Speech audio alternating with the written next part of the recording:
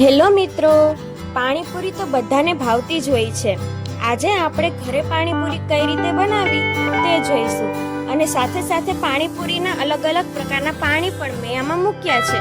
તો ચાલો આપણે રેસીપી શરૂ કરીએ.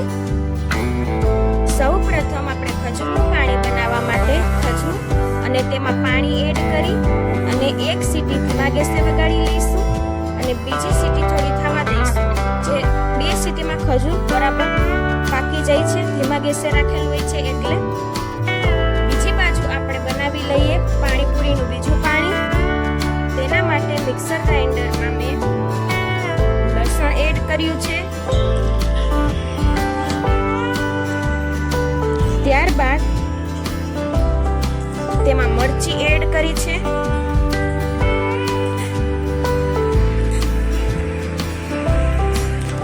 ત્યારબાદ આદુના ટુકડા એડ કર્યા છે. વધારે તીખું જોઈતું હોય તો તમે વધારે મરચી પણ એડ કરી શકો છો. હવે આપણે એડ કરીશું ફ્રેશ અને તાજી કોથમીર. કોથમીર એડ કર્યા બાદ તેમાં એડ કરીશું ફુદીનો ફ્લેવર માટે. તેનાથી સરસ ફ્લેવર આવે છે પાણીનું. ત્યારબાદ આ બધું મિક્સર ગ્રાઇન્ડરમાં ગ્રાઇન્ડ કરી લઈશું. સરસ પેસ્ટ થઈ જાય ત્યાં સુધી ગ્રાઇન્ડ કરવાની છે. હવે તમે જોઈ શકો છો આ પેસ્ટ બની અને તૈયાર થઈ ગઈ છે. આ પેસ્ટમાં હવે આપણે બધા મસાલા અને બધું એડ કરીશું. સૌ પહેલા આપણે લઈશું પાણીપુરીનો મસાલો, જે પાણી બનાવવા માટે સ્પેશિયલ બને છે. મેં અહીંયા બાદશાહનો પાણીપુરી મસાલો લીધો છે. 2 ચમચી મેં આ મસાલો એડ કર્યો છે. સંચળ પાવડર એડ કર્યું છે.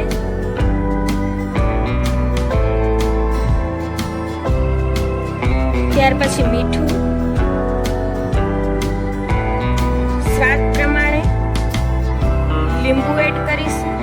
ત્યારબાદ તેમાં આપણે જેટલો આછો કે ઘાટો રસો નાખવો હોય તેટલું પાણી એડ કરી દઈશું. પછી તેમાં બરફ નાખી દઈશું અને હવે આપણે બનાવીશું ખજૂરનું પાણી. તેના માટે ખજૂરને આપણે મિક્સર ગ્રાઇન્ડરમાં લઈ લઈશું. મેં ઠળિયા વગરનો ખજૂર લીધો છે, જેથી કરી અને ઠળિયા કાઢવાનું ન પડે. ખજૂરમાં તમે 2 આમલી નાખવી હોય તો આમલી પણ નાખી શકો છો અને ખાલી ખજૂરનું પાણી બનાવવું હોય તો પણ બનાવી શકો છો. ખજૂરની પેસ્ટમાં એડ કરીશું ચટણી. ત્યારબાદ મીઠું સ્વાદ પ્રમાણે. પછી આપણે એમાં એડ કરીશું ધાણા જીરું પાવડર અને એમાં પાણી એડ કરીશું. ખજૂરનું પાણી તૈયાર છે. હવે આપણે બીજું પાણી બનાવીશું, મીઠું પાણી. તે માટે 2 ચમચી તપકીર લઈ અને તેમાં મીઠું એડ કરીશું. ત્યારબાદ તેમાં ચટણી એડ કરીશું. 2 ચમચી ચટણી, 1 ચમચી ધાણા જીરું પાવડર, અડધું લીંબુ.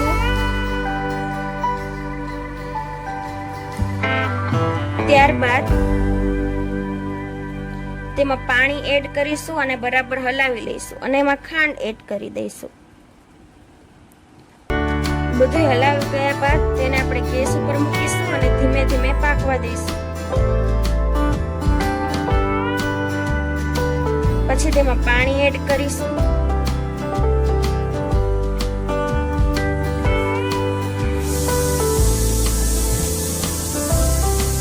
આવી રીતે બરાબર હલાવતા રહેવાનું છે. આવી રીતે ખાટી પેસ્ટ જેવું થઈ જાય ત્યાં સુધી હલાવવાનું છે. પછી પાણી તમે આછું કે ખાટું તમારી રીતે કરી શકો છો. આ મીઠું પાણી તૈયાર છે. આપણે 3 પાણી બનાવી અને તૈયાર કર્યા છે. હવે પાણીપુરીના મસાલા માટે બટેટા બફાઈ ગયા છે.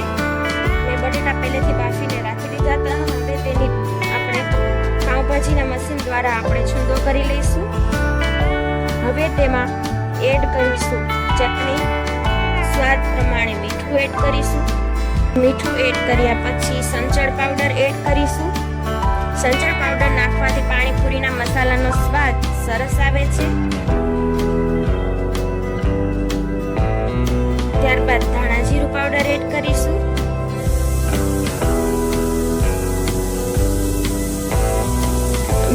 એડ કર્યા પછી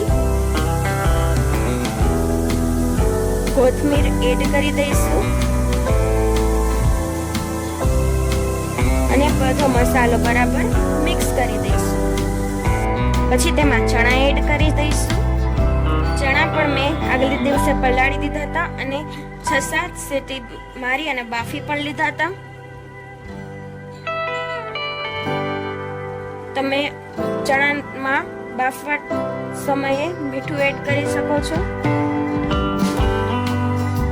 પછી આ મસાલો હાથ વડે બરાબર મિક્સ કરી દેવાનો છે. પરફેક્ટ રીતે હલાવી લેવાનો છે મસાલો, બધું એકદમ મિક્સ થઈ જાય તે રીતે. આ પાણીપુરીનો મસાલો તૈયાર છે અને પાણીપુરીની પ્લેટ પણ અમે તૈયાર કરી. પાણી, મસાલો, સેવ, ડુંગળી. એ તમે પાણીપુરીમાં મસાલો ભરી અને પછી ડુંગળી ભરી અને પછી સેવ ભરી અને પછી તમે તેને એન્જોય કરી શકો છો. તમારે જે પાણી જોતું હોય, તીખું જોતું હોય તો તીખું, ખજૂરવાળું જોતું હોય તો ખજૂરવાળું અને મીઠું. આ રીતે સરસ પાણીપુરી બનાવીને તૈયાર છે. તો આજે જ તમે ઘરે બનાવો પાણીપુરી અને મને કમેન્ટ કરીને કહેજો કે કેવી બની છે. આવા જ નવા વિડીયો જોવા માટે અમારી ચેનલને સબસ્ક્રાઇબ કરો. અમારા વિડીયો ગમ્યો હોય તો વિડીયોને લાઈક કરો, કમેન્ટ કરો અને વધુમાં વધુ શેર કરો. Thank you.